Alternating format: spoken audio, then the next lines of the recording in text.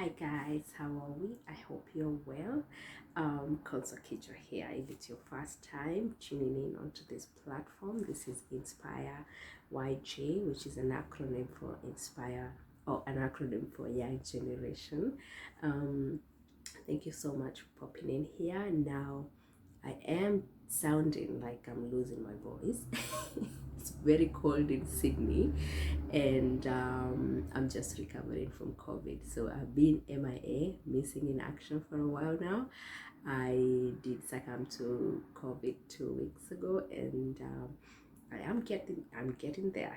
You know, it's obviously it's a virus, so it's gonna stay with you for a while, but we are alive, we're grateful, we appreciate. I definitely am grateful and thankful to be well, and to get better, and to have close people around me who really helped me and took care of me during that period. So enough about me and all the things that have happened in the past couple of days. Welcome. So thank you so much. If this is your first time popping in here, thank you. This is Inspire YJ. Please do share with your loved ones if you feel or if you feel like what I'm sharing here will resonate or will help them make or give them a bit of clarity around the decision they might be trying to make in regards to life of an international student in Australia. So Inspire YG is an initiative that I started a couple of weeks back, and the whole point was I sat down and I thought I had gone through a fair share of a fair share of, I think, opportunities, for lack of a better word. I mean, there were opportunities, there were obviously ups and downs, and life of an international student is obviously very relative. Like, you could be two international students but with completely different experiences. So I share part of what I've been through, what I've gone through, things that I've overcome, but also things that I saw are opportunities that were not out there for everybody to just know about. Like, I had to do a bit of research to find those opportunities, but they're actually around us here in Australia, for specifically for international students. So welcome, and see you in a bit.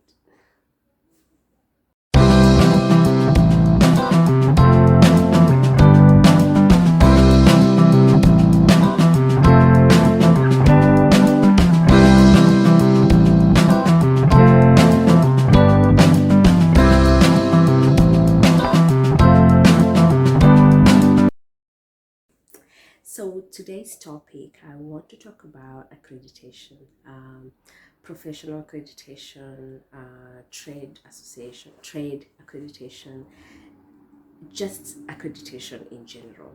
Now, for those of you who probably never heard about that or don't know much about accreditation, this is where you study. So for Australia, what I understand now is you study, you do a particular course. For example, you study hospitality, you study to be a chef, you study social work, you study nursing. When you complete your study, you don't just go directly to employment as an international student. This information does not always apply to local students, or even if it does, it's very different. So as an international student, there are things you're required to, there are hurdles you have to pass before you actually qualify to get into the workforce, even though you've graduated and you've passed your exams, or you passed your course. So some of those things is what I want to talk about today, and I will probably bring in some of my friends in the next couple of weeks, hopefully. We live in a very busy country, so getting a minute off of someone is really a huge privilege. So now I will share my experience with the course that I did and the whole process of accreditation for the course that I did. But hopefully and God willing, in the future I'll bring in some of my friends who did completely different courses from me, and they can talk to you, or they can talk to us about how their experience was getting their accreditation for their specific profession or trade. So I will look up what is accreditation, which is something that I should have done already. And I'm going to write it somewhere here. I will put a screenshot, or I'll type it here, the definition of accreditation. But in a nutshell, what it means is, when you finish your course, there are particular bodies that are governed by the government, separate entities from the government, but are governed by the government policies, where they will look at whether you are actually qualified to practice what you have studied. So normally what you do to get accreditation is you put together all the documents that can prove that you completed your course, and that you your course complete, and also you passed, and also you have done everything that was entailed for you to finish your course. That means if you had exams, you finished them. If you had assignments, you submitted them. And if you had internships to do, placement or clinicals for nurses, you have done that. So until you can prove that you have done all these things in documentation, it's nearly impossible for you to get a job in that particular field, depending on the course that you did or the job that you're looking for. So for example, with social work, social work is people who study social work in Australia, you get accreditation through Australian Association of Social Workers. So that is AASW, that's what they're called. And now my experience trying to get accreditation was a nightmare. I try to say that sometimes I don't understand why a lot of people sometimes look at my life, or the little things that I share online about my life, and it feels like I don't like sharing negative things. I really believe in positivity, and negative things just drains me, and I feel like the way they drain me is the way they would drain someone else. So I try to stay positive, but that does not mean I don't go through hard times, or I don't go through hardships. And for myself especially, nothing in my life comes easy. Everything in my life I have had to struggle. I've had to go through different hurdles to get to where I want to get. Now accreditation for myself was exactly that. It wasn't easy, and to be honest, this is going to be an interesting video, because I was not given accreditation by I studied Bachelor of Social Work from Australian Catholic University in Sydney, Australia. And so what that entails, the degree is 4 years. You also have to do placement you also have to do 1,000 hours of placement internship. That means you go and work for an organization, you learn the loops and what they do as social workers in different organizations, and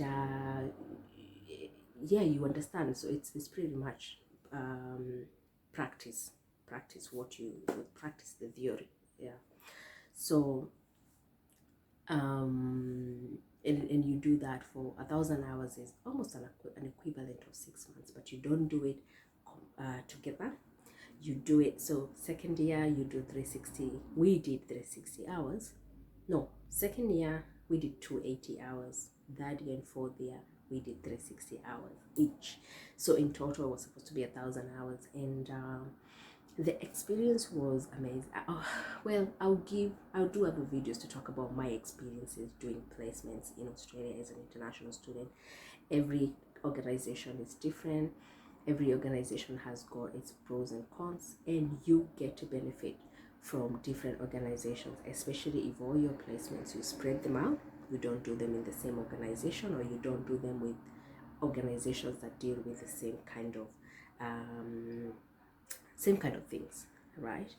So I will do a different video and talk about my experiences and the placements that I did, but for this particular one I'm talking about accreditation. So my story was, to get ASW, so Australian Association of Social Workers, to get accreditation from them, I had to prove, like I said, it's a process for everybody. You have to prove that you have all this documentation, and it's pretty much documents that you already have. You have your transcript, you have your certificate showing you've completed school, and you have a letter from the university showing you studied in Australia and you completed and you passed.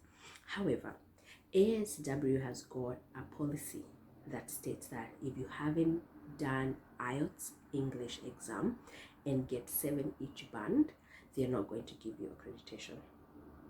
They did change the policy, I think the year before last. The changes, so before they made the changes, it was you have to do the IELTS exam. Though those who don't know about IELTS exam, I also put a bit of information here what an IELTS exam, and this is an English test. It is an English test that you do to be tested on your level of on your literacy. Is it literacy?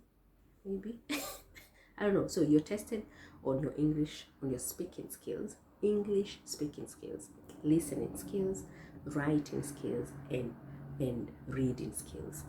Now, you will not believe how funny that it is that you can study for 4 years and pass a degree, and you will find it tough to actually get 7 each band. So the highest score that is tested when you do an IELTS exam is 9 each band. So the lowest is 9, so it's scored on a scale of 1 to 9, and the lowest mark you can get is 1, and the highest you can get is 9. So the minimum for ASW, for Australian Association of Social Workers, is a 7 each band. So you have to get 7 in speaking, 7 in writing, 7 in reading, and 7 in speaking. Now, if you do get 7 in 3 of them and you get 6 in 1, they are not going to accept your results, and you're not going to get accreditation. So I don't know what it is with IELTS exam. I know some people have felt like it's easy and they've done it and passed, but for some reason, for myself, I've done it in Kenya, and when you do it in Kenya, you do it at the British Council, who are the marking body. They're the people who mark the IELTS exam if you do it in Kenya. If you do it in Australia, it depends on where you do it. So Australia have got different bodies that offer IELTS exam, or different organizations that offer IELTS exam. And there's one called IDP. I'll put some information here about IDP. And there's a couple of them. I can't even remember all of them.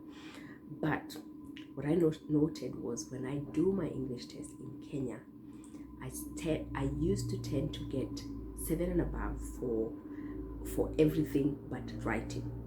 Writing, I would always get stuck, and I would always stay at 6. I've always known that I have very strong English speaking skills, but my English writing skills are not as strong in terms of, or are not as strong. That's what I understand from Australia, or from these countries, from the English speaking. For a native English speaker to mark my writing test, what I have seen when it is a British Council, I always get stuck at 6. Now, when I do the same test in Australia, I always get above 7 in writing, but for some reason, I never manage to finish the exams when I'm doing the reading. So the reading academic, the other thing is with the social work, they can only accept academic IELTS academic English test. They're not going to accept general, they're not going to accept PT, they're not going to accept any other English test apart from IELTS academic. Now, for those who've done IELTS academic, you know how reading can be tough. So reading, normally you would get these scientific papers. So it will be a paper talking about something to do with nature, botanical, I don't know, science. It's just things that you have to read. You have to, I've done so many, I've gone to classes, I've done so many practice materials. You're told you can't read the whole thing, you don't try to understand, skim through it. you do all that. But for myself, it's the nerves. The nerves get in the way. I get so nervous when I look at the time, because you only have 60 minutes to do this exam. And then I feel like for me to be able to, for me, I knew where my problem was, because my problem was always time management. But it's also because I had so much nerves. I get nerves in the exams. And so I had nerves, then I'm trying to understand, I'm reading to understand, not to skim through to answer the questions. So I was always never getting enough time to finish the reading test. And so the reading test, I never used to do well. But mind you, I still used to get, the lowest I used to get was a 6. And this is 6 out of 9. So it's still not bad, because it's still average. But so what happened was, I went to Kenya in 2019, and I did the IELTS exam at the British Council. So speaking, I always get 8.5 or 9. I know my strong. Everybody knows their strong points, right? English speaking is my strength, right? So I always used to get 9, and I go there and I have just a conversation with the examiner, and it just flows. Now, however, so speaking, listening is also easy. I am able to understand different accents of people speaking English. That's not a problem. However, my problem, like I said, came between reading and writing. So when I did it in Kenya, I got everything, including reading. I did IELTS academic at the British Council in Nairobi. I got everything above 7, apart from writing, which I got a flat 6, right? So I knew that I was not going to get accreditation, social work accreditation, with those marks, because I had failed one. Now I came to Australia and I booked another exam. Mind you, every time you book the exam is $300 and something. I think it's $370. I'll put the price here. I'll put the price as it stands right now, right here.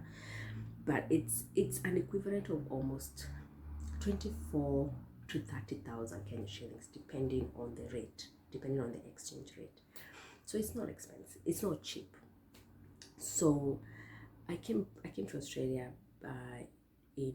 Came back in 2019, and so I had done that exam in Kenya in September. I came back to Australia and I did it again in February. And when I did it in February, this was in, I can't remember the company, but I'm going to write it here.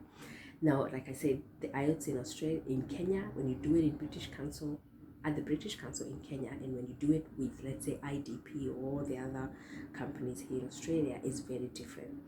So yeah, so I came to Australia and I booked it in February. When I did it, I got everything above 7. But then reading, which I had 7 in Kenya, I came and got a 6.5. So at the time, I was trying to get accreditation, like I said, because without accreditation, you cannot get a job. It's normally hard, especially government jobs, it's hard to get. So I spoke to the agent that I had at the time, and I explained to him my situation, and he was like, I gave him, so fast track a little bit. Let's backtrack a little bit and give you a bit of a background of the changes that had happened with that English test policy. Initially, it was like you have to get 7 each band, and if you don't get 7, there's nothing you can do. You have to repeat the whole thing again and get 7 each band. But now with the changes they made was you can do the test twice, so they can accept 2 different results done at two different sitting. However, on both of these 2 different sets, you have to still get 6.5 each band. So my situation was, I got a 6 flat when I did it in Nairobi. When I came to Sydney, the one I had 6 flat in Nairobi, I got a 7, right? But the fact that before I had a 6, they would not accept my 7. It did not make any sense to me when the agent was trying to explain to me that. I know it's their policy. I know that's their rules. But how am I, how is my improvement being punished? How is my improvement not good enough?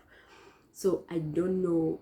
I could not even try and understand that. And look, I told the agent, unfortunately, this doesn't make any sense to me. So I really, at this point, I was feeling frustrated and I didn't want to do the test again. So I told him, I don't want to do the test again. And this agent was trying to tell me there is no other way I could get accreditation, and that's it. So if I don't want to do the test again, he's happy to refund my money. And so I said, fine, I give you the bank details, just refund my money. So he refunded my money. And I remember sitting on my bed and wondering, okay, now what am I going to do? I can't believe I have studied for 4 years. And because of this, I'm sorry, for lack of a better word, stupid, ridiculous English test, I'm not going to be able to get accreditation, and I can never practice as a social worker. And actually, as we speak, I think the whole process made me lose hope. I know it's bad. I'm that kind of person who is positive and I believe in holding on to things and pushing on. However, the frustration that I faced at the time, it made me feel like I no longer even want to practice social work in Australia.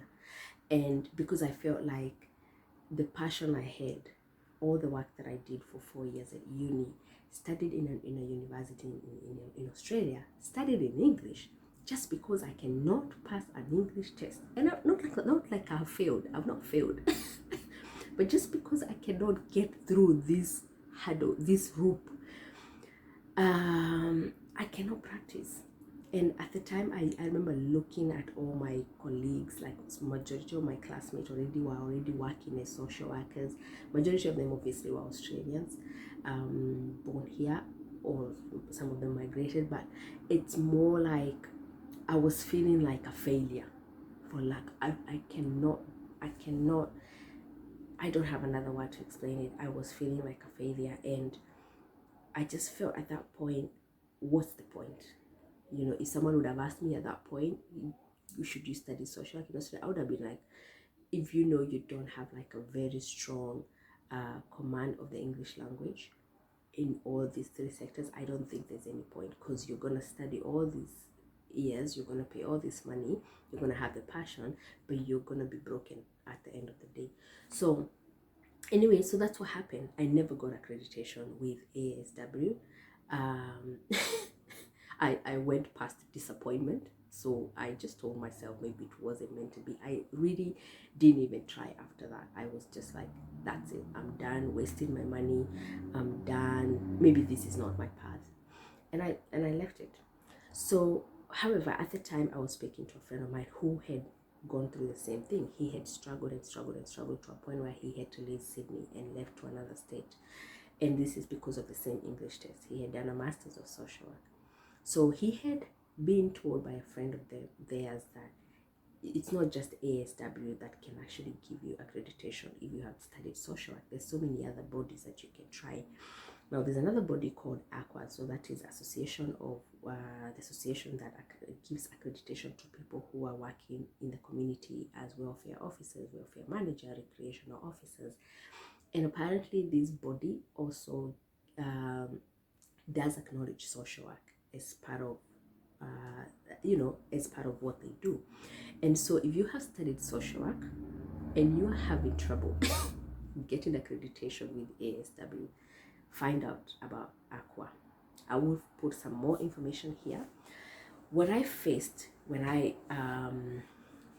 contacted ACWA, what the information I got from them, I nearly cried. I couldn't believe it, because I had struggled so much to get accreditation with the Australian Association of Social Workers, and I couldn't, and I lost hope.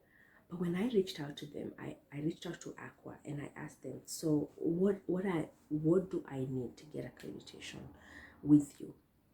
And they told me all the information that I need to provide. And then I said, what about English test? They said, you don't need to do an English test. You have studied in Australia in a university that is offered, in a university that is within Australia by Australian lecturers. You've studied a course that is offered in English. so you do not need to do another English test. I could not believe I was talking to an Australian. I was talking to a body that was in Australia. It was as if I was dreaming. And I forwarded all my information, and within a month I had accreditation. And I cannot be until today, sometimes I feel emotional when I think about it, because it's not fair, the things international students go through, especially when you're just passionate about something. So you're not just doing it because you want the money, because for heaven's sake, it's not like social work has got so much money that you need to kill yourself trying to get into the job market. But when you're passionate about something, you're willing to give it a go regardless, because the motivation is not just monetary or remuneration. The motivation is different. It's something probably even tied to your purpose in life. So when the aqua guys told me, look, send in information, I was like, wow, who would have thought? And this time, mind you, the agent has given up on me. The agent has told me, it's up to you. You cannot get accreditation, so chances are you'll never work in this country. He's shown me there's no hope for me. And so when I got this, and I got it on my own, like I could not believe it. That's why I say it's better not to lose hope. Like having networks, having good people in your life, having people who are walking ahead of you. Like, you know, if you're trying to walk through a path and you know someone who's already used that path and they're ahead of you, try and get to them. Try and listen to them, because there's something they might say that you could be struggling with at the time, and you get answers, or something they might say and you've not gotten to that hurdle yet, but when you get there, you know how to maneuver around it because they've already gone through it, so they're giving you a blueprint. So I'm forever grateful to my friend Christian, because if it's not for him, I don't know how I would have known about Aqua. And that's how I got my accreditation. And so as we speak, I have accreditation, and through that accreditation, I managed to get an invitation by the New South Wales government, and I got my permanent residency in Australia last month. I'll do another video and explain how I did that or how I got that. But without accreditation, it's hard to get jobs, it's hard to get visas, work visa, it's hard to get better employment and things like that. So they're all connected, right? And it's such a pain when you study so hard as an international student, and you can probably tell there's not much hope back home. So you still want to try and practice, use your expertise where you got your theory, or get your practice where you got your theory. And but when there are these hurdles, it can be heartbreaking, you know, but never lose hope. So I will continue doing more videos on this, and because I know every person doing a different course, most of my friends who've done different courses for myself have got a different story of how they got their accreditation. And like I said, the English test has always been a hurdle for many international students. It doesn't matter how good your English is. Some of these tests, the way they are set up, they're not everybody's strength. So, and I don't think they should be there to limit people to practice. What if they paid so much money to be able to practice? So anyway, if you have any questions down below, if this topic was so hard to understand, I understand. I get it. But if you have any questions regarding accreditation in Australia, please comment down below. Let's also link up on my Facebook, Inspire YG, on my Instagram, Inspire YG. Send me a DM, ask me any questions. I will try and answer them there. If it's something that needs a long answer, I might do a video on it as well. All right, thank you so much for sticking through, and I hope you have a good week, and God bless. Don't forget to subscribe, like, share with your friends, and until the next time,